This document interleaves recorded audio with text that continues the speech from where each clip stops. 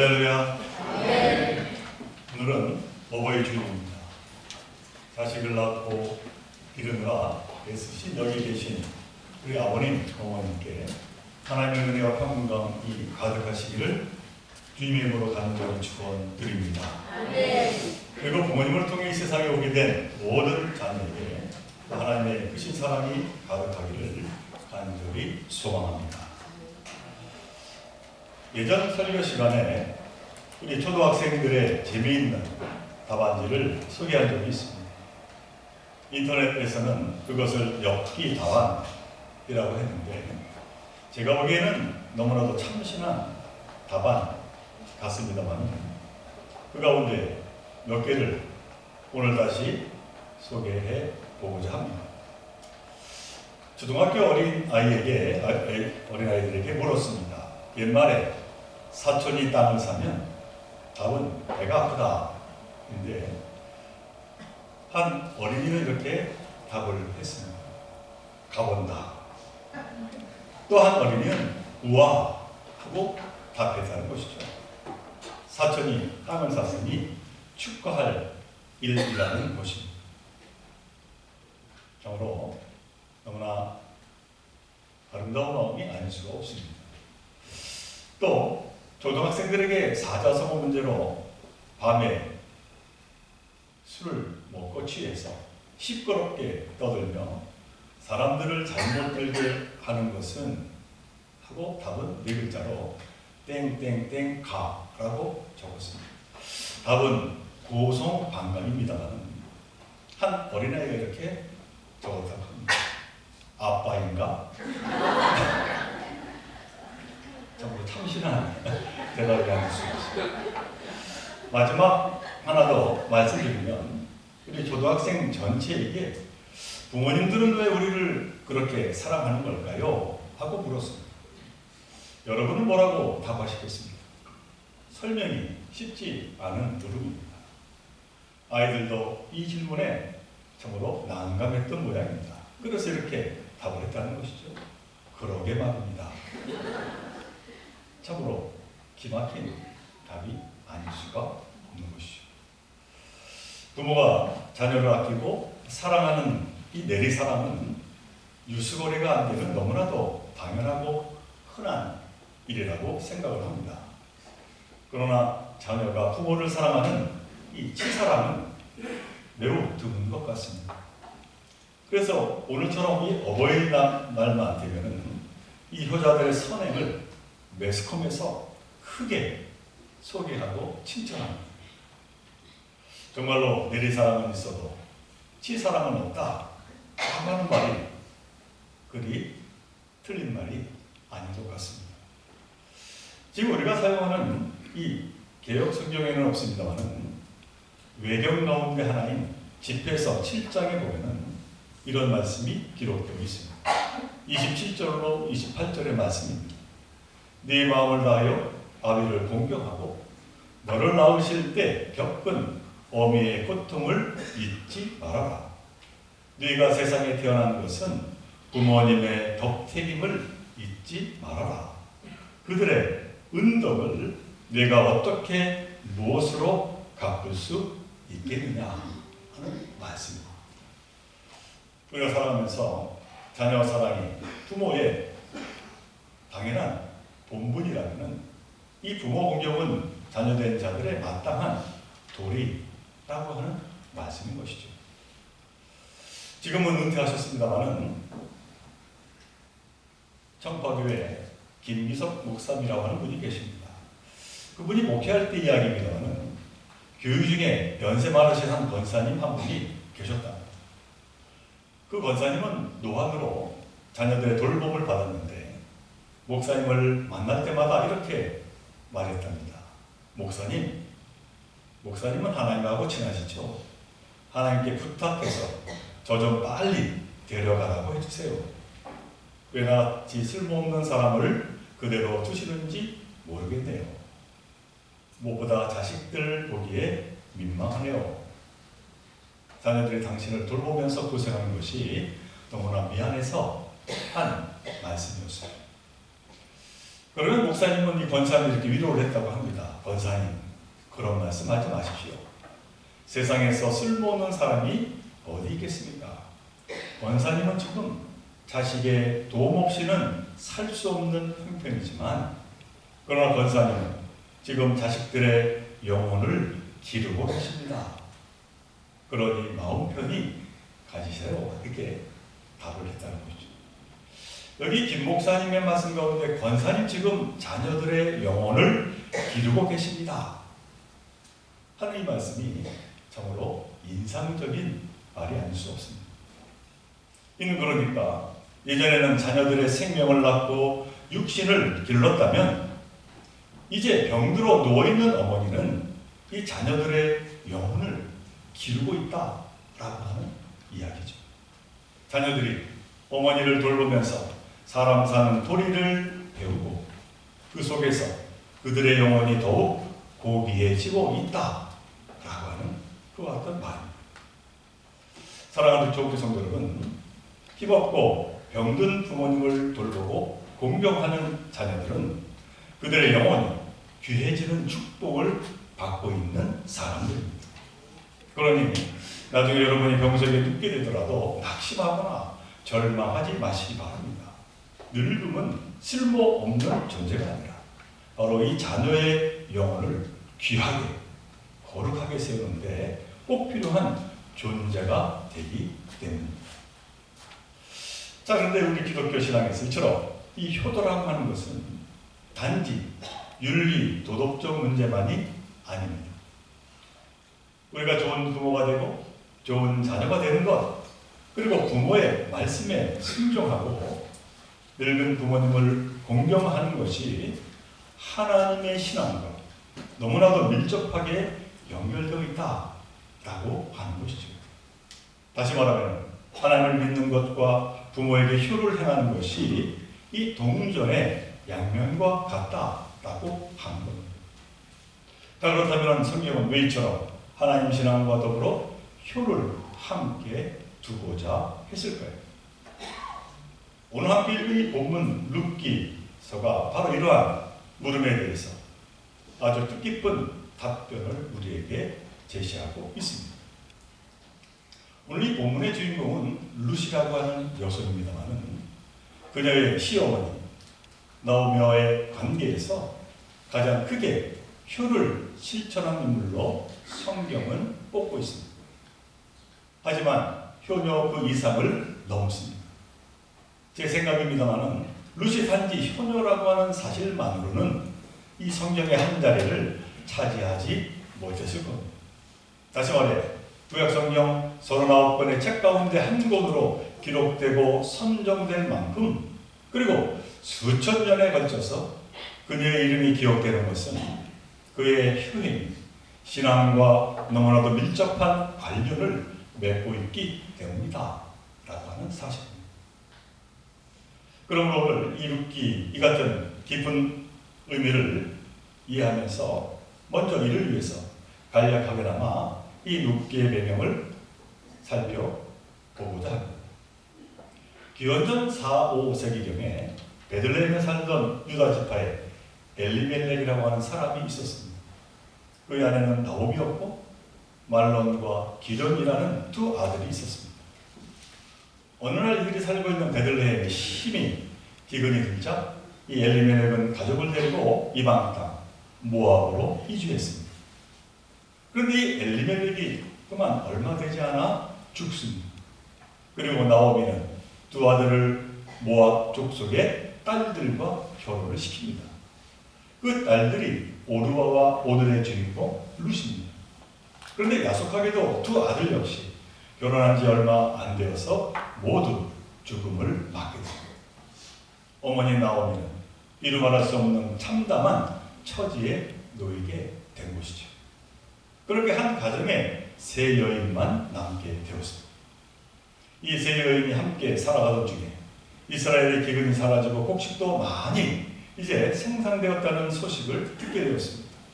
그러자 시어머니 나오미는 고향 베들레헴으로 다시 돌아갈 준비를 합니다. 하지만 이 두 며느리가 걱정이었습니다. 원래 이들은 이방 땅 모압 출신이었기에 또 모압은 종종 이스라엘을 괴롭혔던 나라였기에 이 나오미는 며느들이 베들레헴으로 가는 것은 그리 좋지 않으리라 그렇게 판단을 한 것입니다. 며칠간 생각 끝에 시어머니 나오미는 결심합니다. 이 두 젊은 며느리들이 베들레헴으로 가면 소망이 없을 것 같으니 다시 친정으로 돌아가서 지온에서 새로운 인생을 시작하라 그렇게 당부하는 것이었습니다. 그랬더니 두 며느리는 대성통곡을 하며 어머니의 고향을 함께 가겠다 말합니다. 하지만 나오미는 며느리가 베들레헴으로 함께 간다면 그곳에서 당할 문화적인 종교적인 차이와 차별로 더 불행한 삶을 살 것이라고 하는 사실을 잘 알고 있었습니다. 그래서 다시 두 며느리에게 행복을 기원하며 고향으로 돌아가라 재차 당부하게 됩니다.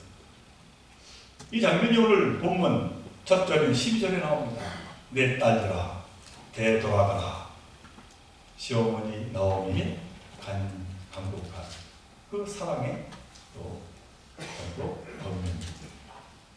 사실 나오미는 그 인생을 볼 때 고통으로 점철된 여인이었습니다. 자기 고향 베들레헴에서 가나안으로 인해서 극심한 고통에 시달려야 했습니다. 또 기근을 피해 이주한 모압에서는 남편과 사별해야 하는 아픔을 겪어야 했고 더욱이 두 아들 그만 모두 죽음을 맞이했기에 가슴에는 상처만 가득했습니다. 여기에 초라한 모습으로 고향에 돌아가야 하는 그 수치스러운 마음도 큰 고통이었을 겁니다. 이러한 고통을 며느리에까지 남겨주고 싶지가 않았던 것이죠. 자, 상황이 여의치 않자 맏며느리 오르바는 14절에서 시어머니 나오미에게 입을 맞췄다 그렇게 기록을 합니다. 시어머니의 강력한 부탁을 받아들여 자신의 고향으로 돌아가기로 한 것입니다. 그러면 둘째 며느리인 룻의 행동은 어떠했을까요? 룻은 시어머니와의 운명을 함께 하겠다고 결단합니다. 홀로 살아갈 시어머니에게 큰 연민을 지려고 있었기에 이 며느리 룻은 함께 하기로 마음을 단단히 먹었다는 것이죠. 그러자 며느리 룻의 결단에 대해서 나오미가 다시 이렇게 타이릅니다. 15절의 말씀 보아라. 네 동서는 그의 백성과 그의 신들에게로 돌아가니 너도 너희 동서를 따라 돌아가라 하니. 이 대목에서 우리는 매우 중요한 사실과 마주합니다. 여기서 그 백성이라는 것은 이방 족속이라는 표현입니다. 그러니까 이 유대인과 이방인의 구분입니다. 나오미에게 있어서 룻은 이방 여인이니 너의 혈통 그 뿌리를 찾아서 가라 그렇게 이야기를 한 것이죠. 그리고 이어서 룻을 돌려보내기 위해서 모압의 신들까지 들먹이고 있습니다. 너의 동서인 오르바가 신들에게로 돌아갔다 라고 하는 것 같은 말. 그러니 며느리인 룻 또한 원래 믿었던 그 신들에게 그들을 믿는 것이 옳다라고 다시 설득을 하게 된 것이죠. 그 당시 모압의 그 신은 전쟁의 신 그모스를 믿고 있었습니다. 그리고 어릴 때부터 믿었던 그 그모스 신은 바로 이 여인 룻에게 너무나도 익숙했을 것이고 그녀의 삶에 적잖이 영향을 끼쳤을 겁니다. 나오미는 바로 그 모압의 신까지 동원해서 룻을 되돌려 보내려고 설득을 한 것이죠. 자, 그러자 룻이 뭐라고 대답합니까? 오늘 16절에 이렇게 답합니다. 제가 쉬운 세 번역으로 읽어드립니다. 나더러 어머님 곁을 떠나라거나 어머님을 뒤따르지 말고 돌아가라고는 강요하지 마십시오. 어머님이 가시는 곳에 나도 가고 어머님이 머무르시는 곳에 나도 머무르겠습니다. 어머님의 결혼과 내 결혼이고 어머님의 하나님이 내 하나님입니다. 참으로 놀라운 고백이 아닐 수가 없습니다. 자, 여기 어머님이 머무시는 곳에 나도 머물겠다 라고 하는 이야기는 바로 효에 관한 이야기입니다. 효를 다하겠다 그와 같은 고백인 것이죠. 하지만 그 뒤에 이어지는 대목 어머님의 하나님이 내 하나님이라는 이 대목은 신앙적 차원으로 넘어가는 문제입니다. 한마디로 룻은 자신이 믿던 그 모압 신을 버리고 이스라엘의 신 여호와 하나님을 믿겠다, 그렇게 선언을 지금 하게 된 것이죠. 이 발언은 엄청난 희생과 모험을 각오한 말입니다. 지금까지 모압에서 살아온 가족과 친척과 자신을 지켜주던 신까지 버린다 라고 하는 것은 바로 자신을 보호하던 울타리 밖으로 나간다라고 하는 참으로 엄한 뜻을 그 안에 담고 있기 때문입니다. 그리고 자신이 지금까지 살아왔던 삶의 가치관을 완전히 바꾼다라고 하는 것입니다. 이는 효심에서 한 걸음 더 나아가 하나님의 신앙을 연결하는 순종의 최절정을 지금 보여주고 있는 것이죠. 자, 그런데 이 같은 순종은 그냥 주어지는 것이 절대 아닙니다. 분명한 이유가 그 안에 있다는 것이죠. 아니, 왜 룻은 그렇게 결단을 하게 되었습니다. 그 이유는 다름이 아니라 바로 시어머니 나오미입니다. 하나님을 향한 나오미의 신실함을 이 며느리 룻은 목격을 한 것이죠. 다시 말해 이 시어머니 나오미의 하나님을 향한 깊은 믿음이 이 며느리들을 향한 사랑의 뿌리가 되었음을 그들은 함께 살며 깨달아 알게 된 것이죠. 그래서 그 같은 하나님이면 자신 또한 믿겠다고 당장 그렇게 고백을 하게 된 겁니다. 이제 그와 같은 결단을 들은 시어머니 나오미 룻을 더 이상 말리지 않았다고 오늘 본문 18절은 기록합니다. 나오미가 룻이 자기와 함께 가기로 굳게 결심을 보고 그에게 말하기를 그치니라. 이 룻기의 결과입니다만 룻은 시어머니 나오미를 따라서 이스라엘로 돌아갑니다.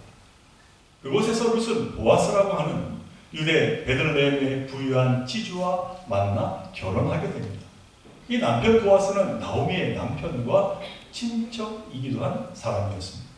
보아스는 룻이 시어머니 나오미에게 보인 그 지극한 효, 그 마음이 움직이게 되었다고 하는 것이죠.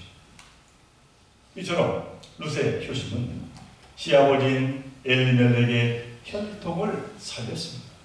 그리고 이 시어머니를 통한 룻의 신앙의 결단은 놀랍게도 예수 그리스도의 그 선조의 반열에 서게 되었습니다. 온 인류 구원 역사에 큰 족적을 남기게 되었음을 오늘 성경은 말하고 있습니다. 그러니까 며느리 룻과 이 보아스 사이에서 난 아들이 오벳인데 이 오벳의 손자가 바로 다윗이었다고 하는 것이죠. 놀라운 하나님의 역사하심이 아닐 수가 없습니다. 사랑하는 우리 성도 여러분, 룻의 효심이 그리고 그녀의 하나님을 향한 믿음의 결단이 단지 옛 이야기가 아니라 지금 우리 삶의 참된 지표가 되어야 될 줄로 믿습니다. 룻에게 있어서 생전알지 못하는 땅으로 간다는 그 결단은 시어머니를 향한 공경과 존경 없이는 불가능했을 것이기 때문입니다. 그리고 하나님을 향한 자신의 하나님으로 믿겠다는 그 결단 또한 시어머니인 나오미의 그 믿음과 며느리 사랑에 대한 확신이 없었다면 불가능했을 것이다 라고 하는 것이죠. 결국 룻에게 있어서 효는 거룩함을 포함하고 있습니다. 하나님과 맞닿게 된 것을 우리가 보게 되는 것이죠. 우리 또한 룻과 같은 효심을 본받아서 그리고 시어머니 나오미와 같은 믿음, 그 사랑을 본받아서 복된 가정을 우리는 세워야 될 줄로 믿습니다. 특별히 오늘 어버이주를 맞이하여서 룻과 같은 효심을 다하여 부모님을 섬기며 또한 부모님 가지고 계시는 그 믿음의 유산을 이어서 하나님께 영광 올려드리는 귀한 삶을 이루어가는 저와 여러분 모두가 되시기를 주님의 이름으로 간절히 축원을 드립니다. 아멘. 기도합니다. 전능하신 사랑의 하나님, 이 방면의 룻은 고난의 여정을 마다하지 않고 효를 다하며 또한 효를 넘어서 이방신을 버리고 영원하신 하나님을 믿기로 결단했습니다. 그 결과 룻은 하나님의 구원의 역사의 주역이 되었습니다. 이 같은 룻의 효심과 믿음을 기억하며 저희 모두가 되게 하여 주옵소서. 또한 며느리들에게 선한 영향력을 끼친 이 나오미의 믿음과 사랑을 기억하며 살아가는 저희 모두가 되게 하여 주옵소서. 이 모든 간구 우리 생명 되시는 예수 이름으로 간절히 기도드리옵나이다.